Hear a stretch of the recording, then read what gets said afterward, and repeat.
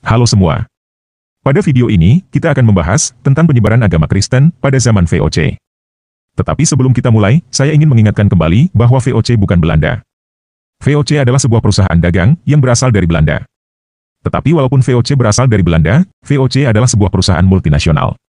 Bahkan VOC adalah perusahaan multinasional pertama di dunia yang sahamnya diperjualbelikan di bursa saham. VOC adalah singkatan dari Verenigde Oost-Indische Compagnie, yang berarti perusahaan Hindia Timur.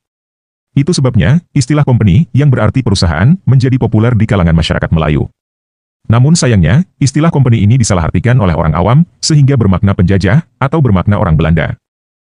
VOC didirikan pada tanggal 20 Maret 1602, dan dinyatakan bangkrut pada tanggal 31 Desember 1799. Oleh karena itu, kita harus ingat bahwa pembahasan kita pada video ini mengenai rentang waktu antara tahun 1600 sampai 1800. Oke, kita mulai aja ya.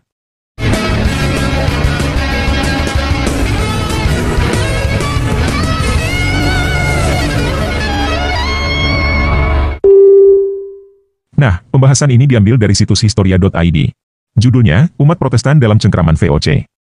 Nasib umat Protestan selama masa VOC. Dibolehkan membangun tempat ibadah di dalam kota, tapi dibiarkan hidup melarat dan kurang perhatian. Sebuah kapal terdampar di Singapura. Kapal itu baru saja dirompak. Salah seorang penumpangnya, seorang pastor Katolik dari Sarekat Jesuit, sebuah sekte dalam agama Katolik, bernama Aegidius de Abreu, seorang Portugis. Dia dibawa orang-orang kongsi dagang Hindia Timur, VOC, ke penjara di Batavia.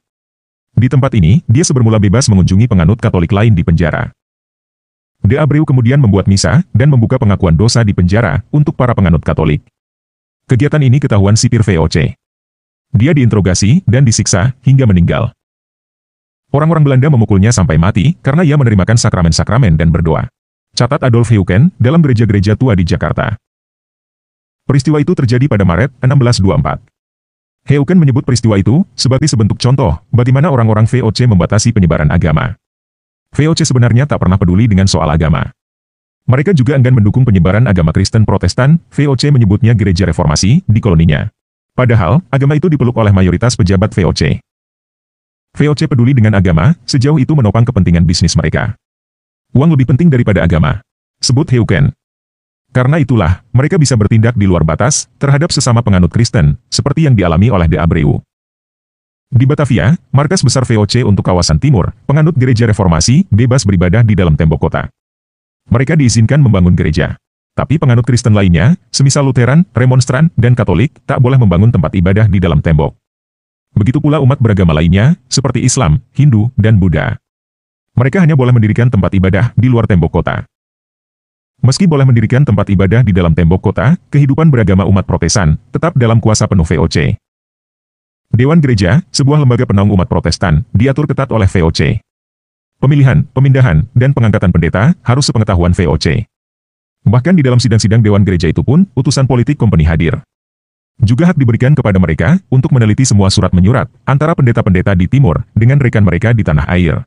Tulis Leonard Blusse, dalam Persekutuan Aneh Pemukim Cina, Wanita Peranakan, dan Belanda, di Batavia VOC. Suatu kali, Dewan Gereja pernah ingin melepaskan diri dari campur tangan VOC. Mereka tak memberikan laporan surat menyurat kepada VOC. Karena sikap tersebut, VOC menuduh Dewan Gereja hendak mengambil alih wewenang VOC dalam mengatur koloni. Blusse mengungkapkan bahwa VOC mencoba mendominasi seluruh bidang kehidupan. Militer, politik, ekonomi, keluarga, pendidikan, dan agama. Dominasi itu untuk menjamin kepentingan VOC berjalan lancar. Ketika ada sikap-sikap dari Dewan Gereja yang menampakkan pembelotan, VOC segera bertindak keras kepada Dewan Gereja. Secara umum, VOC mengupayakan sikap netral terhadap perkembangan agama. Mereka menolak setiap usaha penyebaran agama secara bebas. Jika seseorang ketahuan menyebarkan agama tanpa izin, VOC tak segan menindaknya. Penangkapan, penyiksaan, dan pemenjaraan bisa dilakukan oleh VOC. Kebanyakan hal itu menimpa para pastor Katolik. Permusuhan VOC terhadap penganut Katolik bukan berpangkal dari ajarannya, melainkan dari situasi politik dan ekonomi saat itu. Hampir semua penganut Katolik merupakan orang Portugis atau bekas budak Portugis. Saat bersamaan, Portugis adalah salah satu saingan dagang VOC dalam memperluas ekspansinya di Hindia Timur. Karena itulah, sentimen terhadap penganut Katolik lebih berhulu dari politik dan ekonomi. Sepanjang umat beragama tunduk pada aturan, VOC akan membiarkan mereka menjalani hidup normal. Umat beragama lain tetap boleh tinggal di dalam tembok kota. Bahkan orang Katolik yang dimusuhi VOC pun tinggal di dalam tembok kota. Jumlahnya cukup besar. Tetapi jika mereka membuat dan menggelar misa, atau pengakuan dosa di dalam tembok kota, hukuman akan menanti. Orang-orang Katolik menghindari tekanan VOC dengan membuat gereja bawah tanah. Mereka beribadah secara sembunyi-sembunyi di dalam kota. Tetapi lama-kelamaan, gerakan ini tercium oleh VOC, sehingga ditumpas. Pastor-pastornya dijatuhi hukuman mati. Terhadap umat Protestan pun, dukungan VOC sangat terbatas. Tak ada minat dari VOC untuk mendukung penyebaran Protestan dan memperbaiki derajat ekonomi atau kualitas hidup umat Protestan di Batavia. Beberapa bagian umat Protestan berasal dari kalangan papa, budak, dan kaum marjikers atau budak yang dimerdekakan karena berbagai hal, seperti memeluk agama Protestan. Umat Protestan menikmati kebebasan beribadah pada hari Minggu, Paskah, dan Natal. Tetapi pengunjung gereja terus menurun.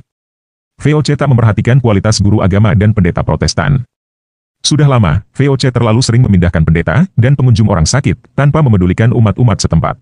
Ungkap Heuken. Akibatnya, banyak orang Protestan jauh dari gereja dan ajaran Kristiani. Ibadat dan tingkah laku semakin merosot karena orang beriman bersikap masa bodoh terhadap iman dan umat mereka. Lanjut Heuken. Hidup keseharian sejumlah umat Protestan pun seringkali sulit. Karena itulah, mereka bergantung kepada lembaga amal yang didirikan oleh sesama umat Protestan. Seperti diakoni, Armenhuis atau rumah papa, dan Weishuis atau rumah yatim piatu. Suasana kontras tampak dalam hidup pejabat VOC. Mereka berbusana mewah dan bergelimang harta.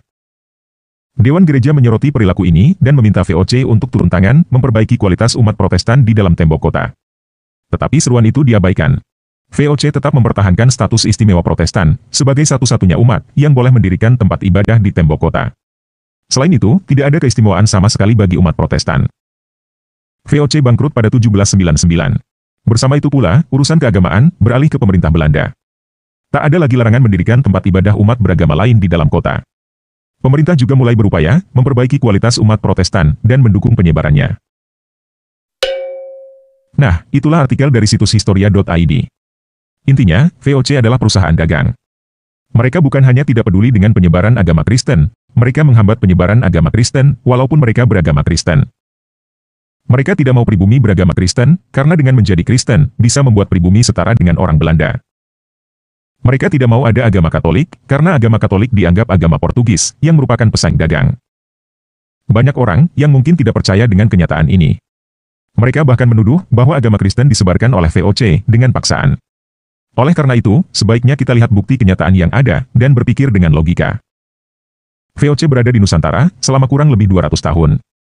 Jika VOC memang menyebarkan agama Kristen dengan paksaan, tentunya Kristen sudah menjadi agama mayoritas di wilayah Nusantara.